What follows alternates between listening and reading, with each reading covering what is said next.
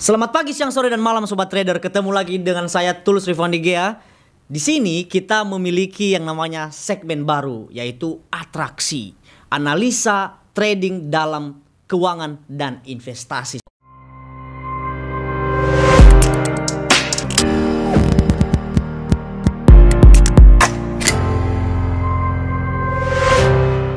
Tentunya ini sangat penting, dan di segmen ini saya akan bahas bagaimana trading bagi pemula. Oke, yang pertama kita akan masuk bagaimana sih analisa teknikal. Oke, kita masuk di analisa teknikal. Kita tahu bahwa analisa teknikal itu berlaku sama semua produk. Ingat itu. Ingat itu.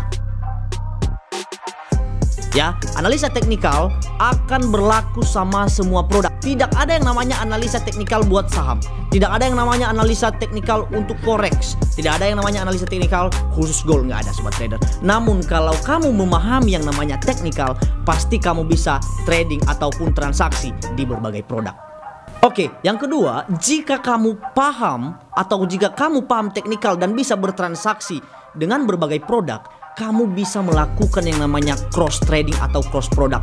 Jika contohnya di forex, ya, momentum dalam bertransaksi atau trading di forex lagi tidak bagus, dalam arti lagi sideways ataupun tidak ada konfirmasi lewat teknikalnya ataupun acuan fundamentalnya lagi tidak jelas dalam ketidakpastian, kita bisa cross. Contohnya kita bisa transaksi di emas. Dan yang keduanya, kita juga bisa melihat kalau contohnya di indeks ataupun di saham lagi pasarnya lagi di dalam ketidakpastian, baik itu acuan fundamental dan konfirmasi dari teknikal tidak ada, kita bisa menganalisa lewat teknikal bagaimana gold sekarang dan bagaimana forex sekarang. Jadi kita bisa cross selling, ya.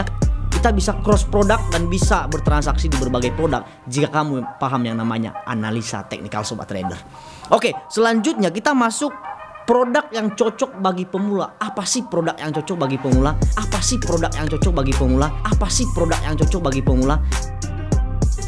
Nah, yang pertama tentunya kamu harus melihat, ya, kamu harus melihat teknikal apa sih yang mudah, ya, teknikal apa sih yang berpengaruh lewat produk tersebut. Contohnya, sebelumnya, ya, kita harus paham dulu, ya, analisa teknikal 80% akurat jika tidak ada fundamental, gitu ya. Nah, jika kamu memahami yang namanya teknikal, ya, tentunya itu akan memberikan akurasi sebesar 80% terhadap transaksi kita, ya.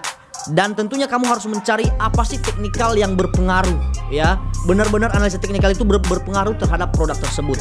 Nah, kedua, kita harus mencari acuan fundamental yang dapat ditemui, Sobat Trader, ya, yang dapat ditemui dan tidak terlalu banyak dipengaruhi oleh beberapa fundamental. Contohnya nih, ya, harga emas, ya. Contohnya di gold, di komoditi, ya.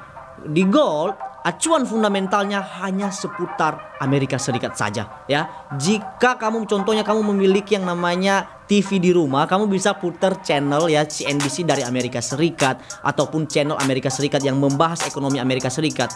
Dengan kamu memutar channel tersebut, kamu bisa tahu harga emas hari ini bagaimana, pergerakan gold hari ini bagaimana, karena acuan fundamentalnya mudah ditemui dan tidak banyak, hanya seputar Amerika Serikat saja.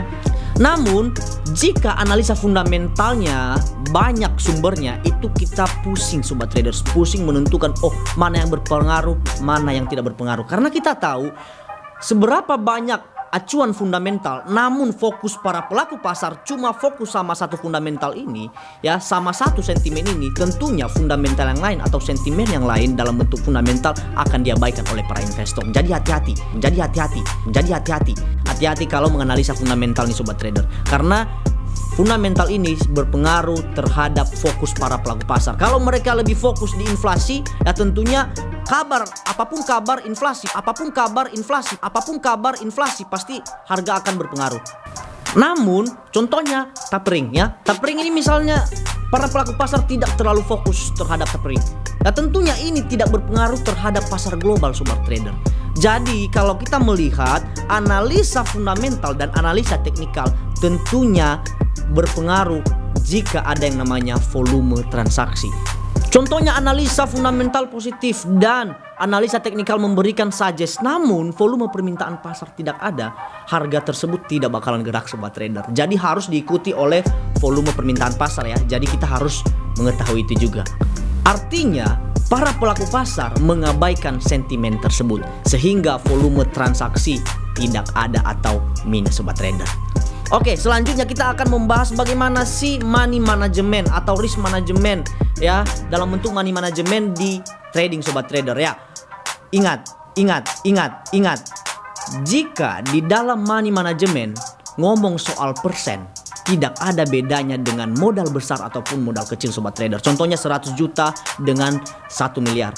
100 juta versus 1 miliar jika digunakan berdasarkan persen, misalnya contohnya kita menggunakan 20% dari modal. 20% dari modal 10.000 atau 100 juta US dollar dengan 1M, 20% dari 1M sama aja sobat trader ya. Kenapa? Karena persen ini akan memukul rata, tidak melihat modal kamu gede atau modal kamu pun kecil. Jika di 100 juta kita gunakan cuma 10 juta dan di 1M kita gunakan 10 juta, barulah terjadi yang namanya money management yang cukup kuat di 1M tersebut. Namun jika kamu menggunakan berdasarkan persen, tidak ada bedanya sobat trader. Jadi kamu harus memahami risk management berdasarkan money management ya sobat trader ya. Pahami itu. Oke, yang berikutnya kita akan membahas trading lewat HP atau laptop. Nah, enaknya lewat HP atau laptop. Nah, ini pertanyaan banyak sekali ya. Kalau saya sendiri ya, saya akan trading lewat handphone sobat trader. Namun analisa teknikal lewat laptop. Ya, kenapa? Karena indikator di handphone ya dengan indikator di laptop lebih jelas di laptop sobat trader ya. Jadi kalau misalnya kita menganalisa teknikal, lebih bagusnya kita menggunakan laptop ataupun tab ya, sehingga lebih jelas dan kita juga bisa narik indikator lebih luas ya, karena layarnya lebih lebar kan gitu. Namun kalau untuk trading clear posisi, pasang stop limit ataupun apapun itu, order new, order posisi, kita bisa menggunakan handphone. Artinya kita kemanapun berada, kita pergi kemanapun, kita bisa liquid posisi atau kita bisa ambil posisi di trading kita tersebut. Nah, inilah episode pertama di segmen kita atraksi sobat trader ya. Nantikan episode berikutnya, kita akan membahas bagaimana cara menganalisa pergerakan harga lewat candlestick ataupun grafik sobat trader. Kita akan menentukan bagaimana harga itu sudah disebut dengan uptrend atau bagaimanapun grafik itu sudah bisa disebut dengan downtrend. Jadi kita akan membahas di episode berikutnya di segmen atraksi ini. Oke, sampai ketemu lagi di episode kedua. Nantikan terus, jangan lupa subscribe, like, share, dan komen YouTube kita agar kamu tidak ketinggalan analisa ataupun edukasi berikutnya lewat segmen atraksi sobat trader. Dengan saya Tulus Irfan Digea, happy trading sobat trader.